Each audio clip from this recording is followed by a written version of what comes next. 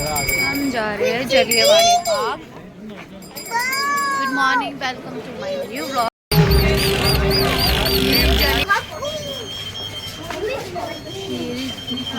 इतने मासूम लोग थे जो कि यहाँ पे शहीद हो गए थे। सो हम जा रहे हैं जलियांवाला बाग की तरफ और आप लोगों को भी देखने को मिलेगा। बाग पे विजिट किया है। यहाँ की स्टोरीज बड़ी इंटरेस्टिंग भी एंड बहुत रोने वाली इमोशनल स्टोरी है। हिस्ट्री मैंने कभी पढ़ी नहीं है, तो हिस्ट्री में मैंने फर्स्ट टाइम ये स्टोरी देखी है कि मेरे तो बहुत ही ज़्यादा रोंगटे खड़े हो गए इस स्टोरी को देख के।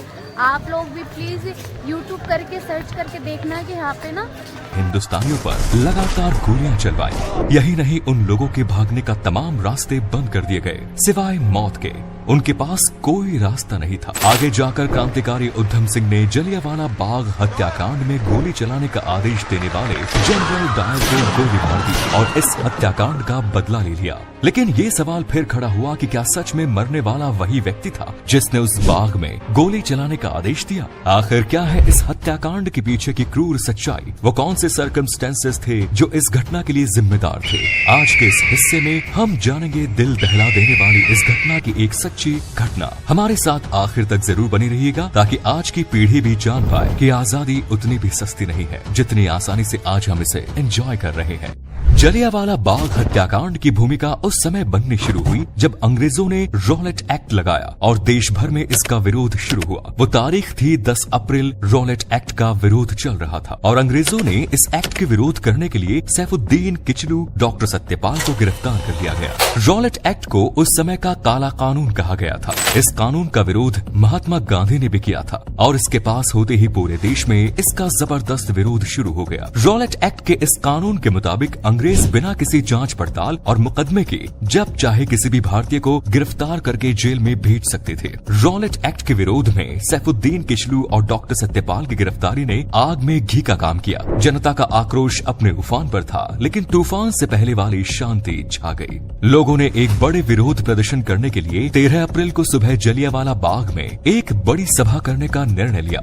सारे के सारे लोग इकट्ठा होते, वहाँ पर रॉलेट एक्ट का विरोध होता और साथ ही इन दोनों की गिरफ्तारी के विरोध में स्वर मुखर हुए। जलियांवाला बाग में 13 अप्रैल को होने वाली इस रैली की खबर जनरल रेजिनाल्ड डायर को पता चल गई। 13 अप्रैल पंजाब में बैसाखी का दिन भी था। वैसे भी पंजाब में बैसाखी बड़े ही धूमधाम से मनाई जाती थी। लोग एक तरफ बैसाखी का जश्न मना रहे थे, अपने लोगों से मिल रहे थे और दूसरी तरफ इस सभा की तैयारी चल रही थी। लेकिन जनरल डायर ने इस सभा के खिलाफ पहले से ही तैयारी कर ली थी। उसने 12 अप्रैल को ही अतिरिक्त सैनिक टुकड़ी बुलाकर अपनी तरफ से पूरी तैयारी कर ली। सुबह का वक्त था।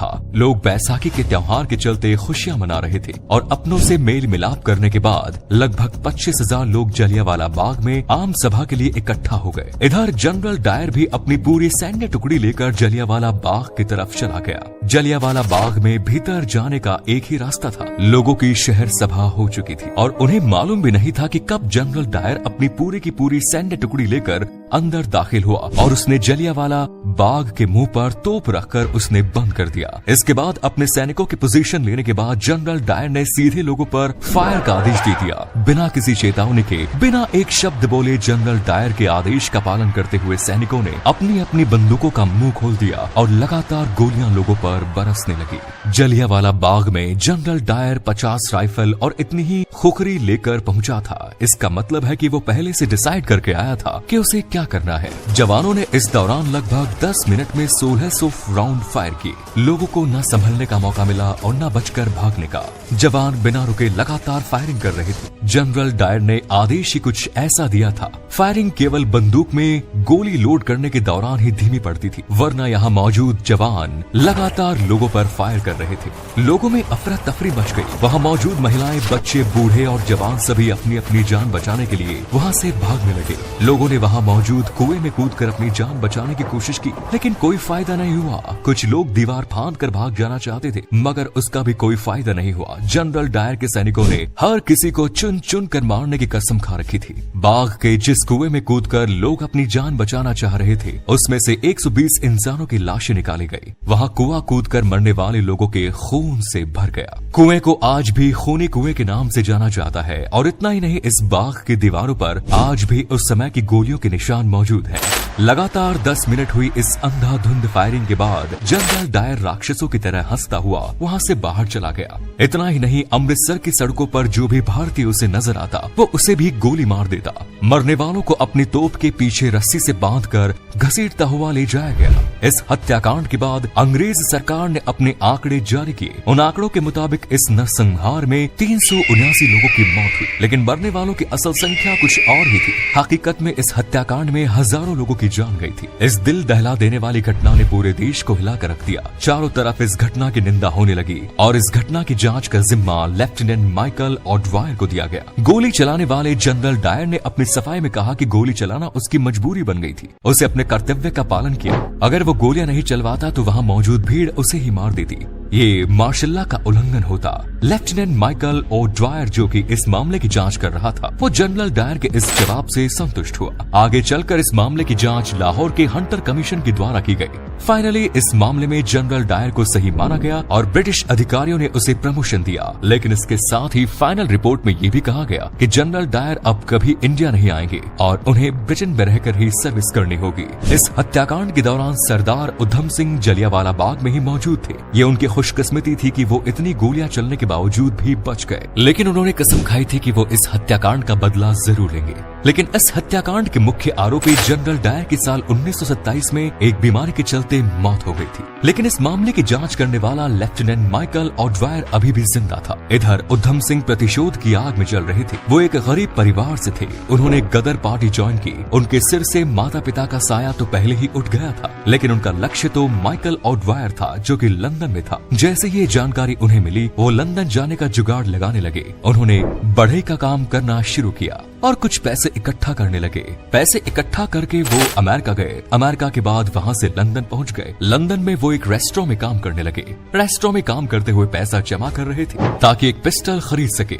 इतने सब काम करने के चक्कर में उधम सिंह को पूरे 21 साल लग गए। आखिरकार फाइनली वो समय भी आ गया जब उधम सिंह अपने लक्ष्य के करीब पहुंचे। साल 1940 में लंदन के क्रैक्सटन हॉल में ईस्ट इंडिया एसोसिएशन और रॉयल सेंट्रल एशियन सोसाइटी की मीटिंग होनी थी। इस मीटिंग में माइकल ऑडवायर भी पहुंचा था और उधम सिंह एक किताब में बंदूक रखकर ले गए थे।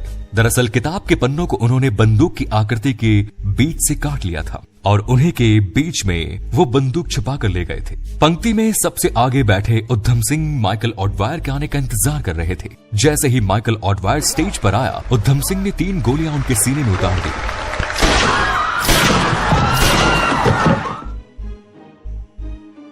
वो वहाँ से भागे नहीं बल्कि वहीं खड़े हो गए और उन्होंने कहा कि 21 साल बाद जलियांवाला बाग हत्याकांड का बदला ले लिया। उधम सिंह ने वहाँ अपनी गिरफ्तारी दे दी। इसके बाद 31 जुलाई 1940 को उन्हें फांसी दे दी गई। यहाँ ये बात ध्यान देने लायक है कि जलियांवाला बाग हत्याकांड से जो 2 अंग्रेज अफसर जुड़े हुए थे, उनके नाम काफी मिलते जुलते थे। उनमें से एक जो असली गुनहगार था वो पहले ही अपनी बीमारी के चलते मारा गया, जबकि जिसने गुनहगार को जांच के दौरान बचाया उसे अमर शहीद सरदार उधम सिंह ने मार दिया। हमारी आजादी की लड़ाई में अनगिनत शहीदों ने अपने प्राणों की आहुति दी है। ये आजादी हमें बड़ी ही मुश्किल से मिली है। अब ये हमारा फर्ज है कि हम इस आजादी को हमेशा बनाए रखें। उम्मीद है ये वीडियो आपकी उम्मीदों पर खरा उतरा होगा। धन्यवाद।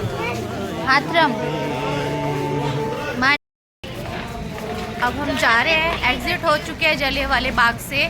सो गाइज, आप लोगों को जरूर मैं स्टोरी एंड आप लोग भी कभी विजिट कीजिए और ये स्टोरी जानी है यहाँ पे आके, क्योंकि पहले तो इतना नहीं था, जो कि नई नई पेम्पलेट सब चीज़ लगी हुई है।